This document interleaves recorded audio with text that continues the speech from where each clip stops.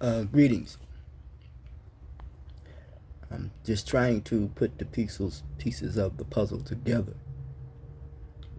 When it comes to the basis of my case is that society is suffering from SDLD, a social disorder learning disability. Chinka Diop says once you throw out the ecology of the environment, one's intellectual aptitude for learning becomes difficult, which means one's surroundings, how one relate to his or her surroundings. I also realize we're born in a condition, placed in a situation, surrounded by circumstances, consequently due to some previous activity that has taken place.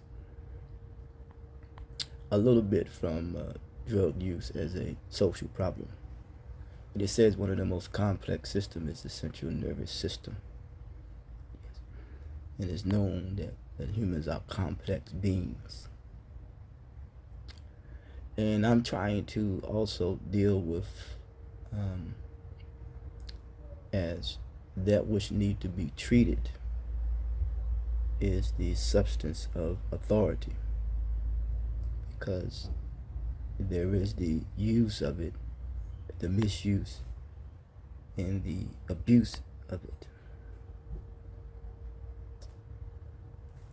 It was written as we look into the problems experienced by society as a result of the use of psychoactive drugs. We need to consider two broad categories. You use the term broad. I'm just going to try to make it relevant as much as I can to consolidate it. The first category, first of all, the word category is associated with the word classifications. Actually, how the ancient Egyptians have come to learn to know to pronounce words.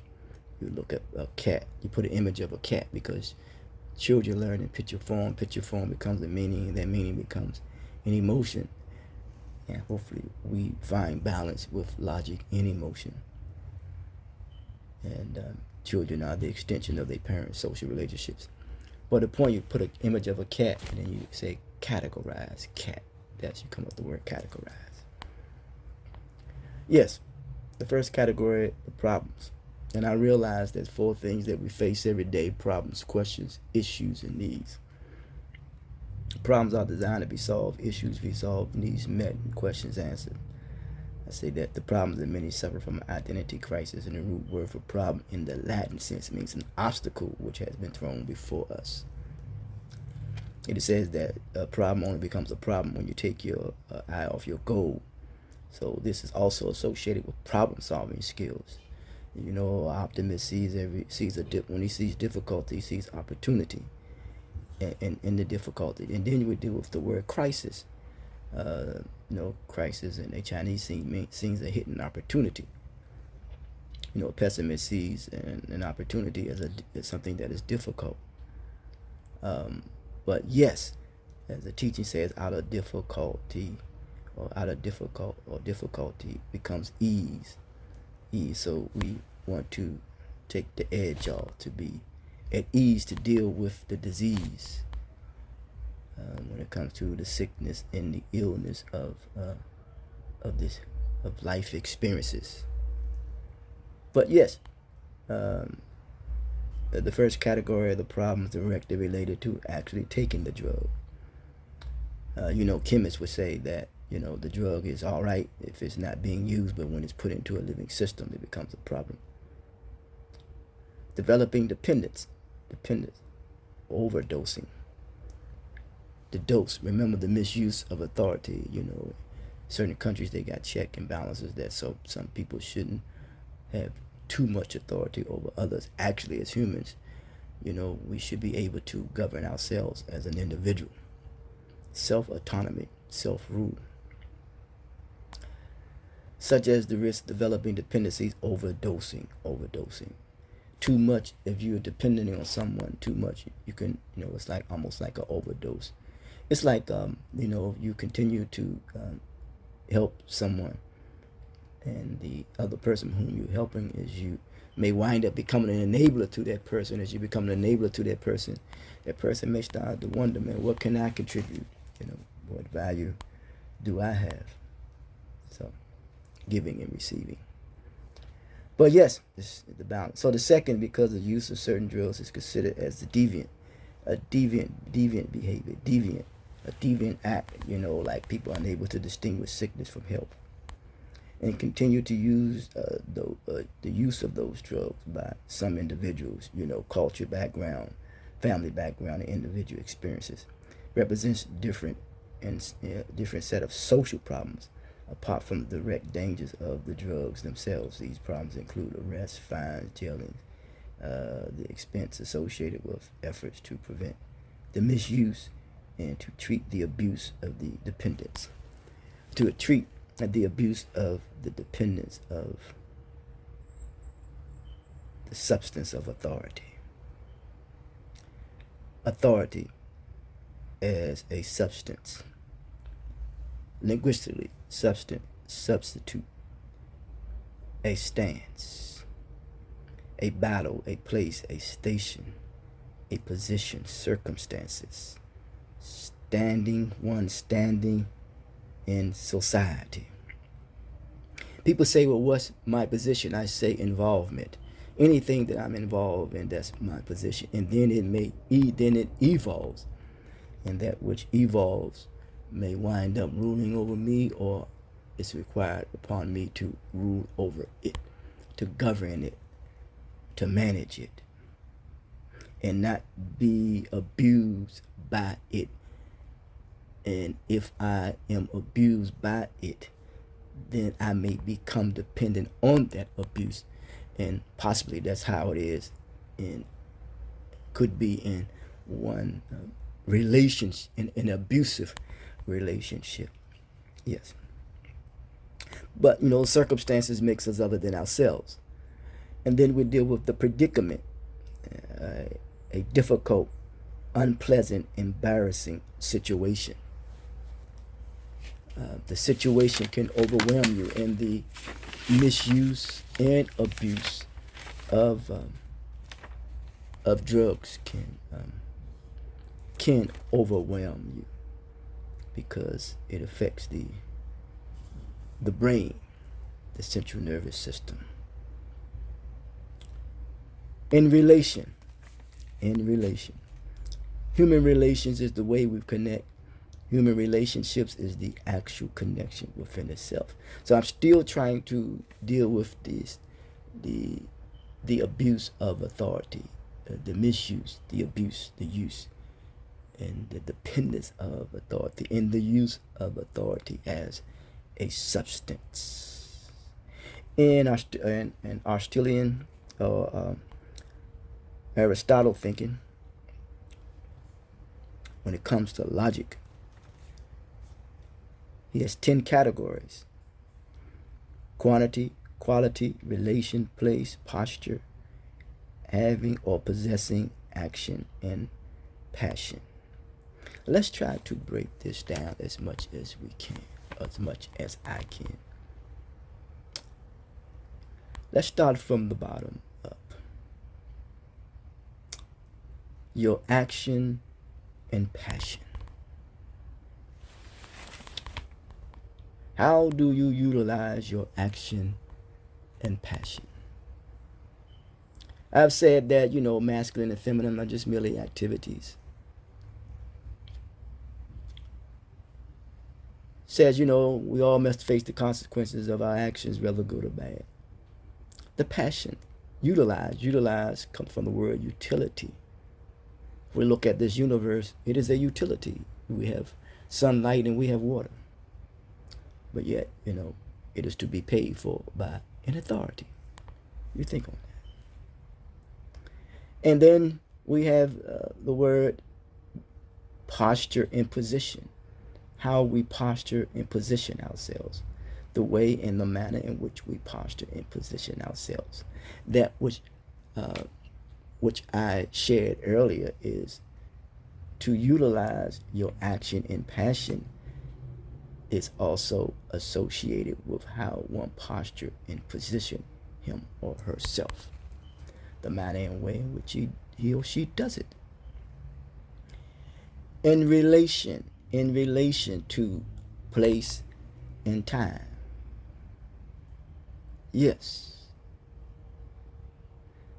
It's associated with governance. The answer to the question is a question of governance. How we govern our affairs on a daily basis, what we say, what we think, and all those things that come into play.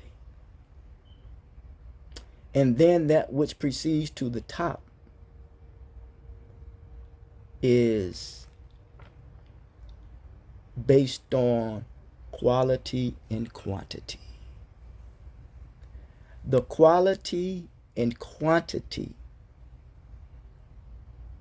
in relation to place and time.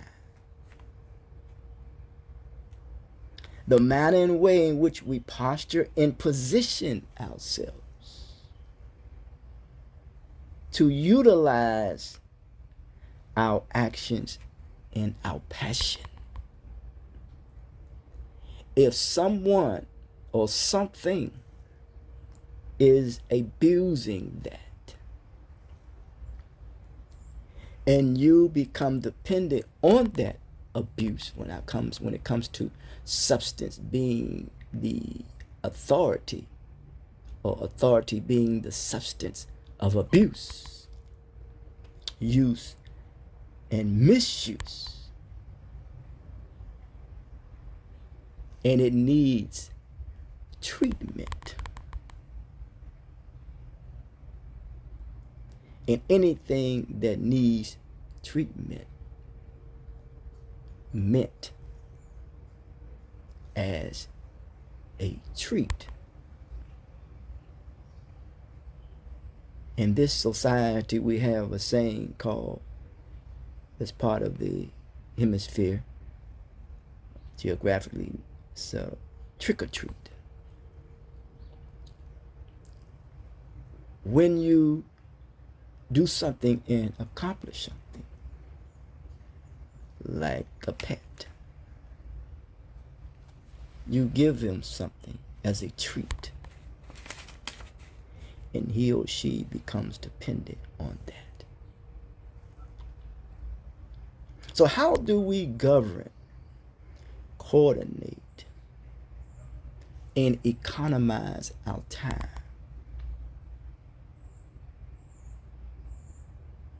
What will distinguish us from this?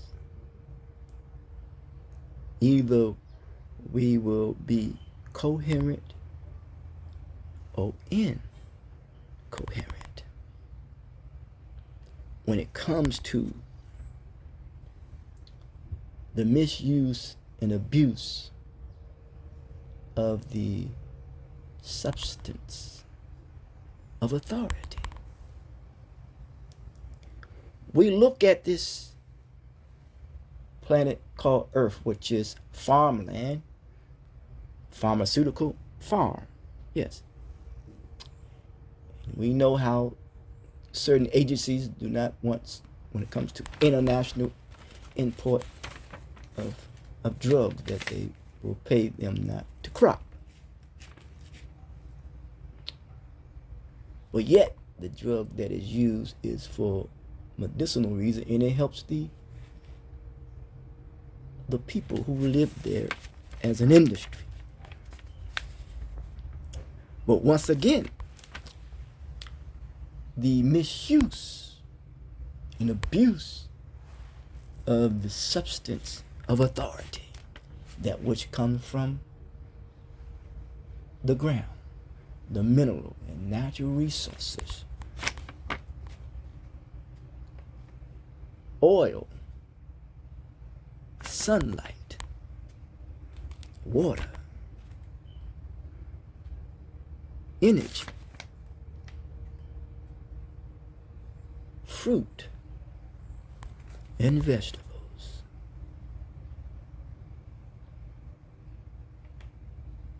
What will awaken humanity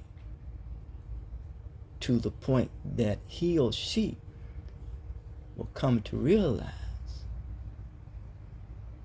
that all has been given to us, this creation is to benefit all, not just a few. So none should be without. None should be living what they call poverty. And none should not have a roof over his or her head. And I'm talking about a decent, respectable, honorable place to live. But yet, some mentality comes up with the idea to create value on something that is material rather than placing value on one's humanity. Has put status above humanity. Until next time, talk to you.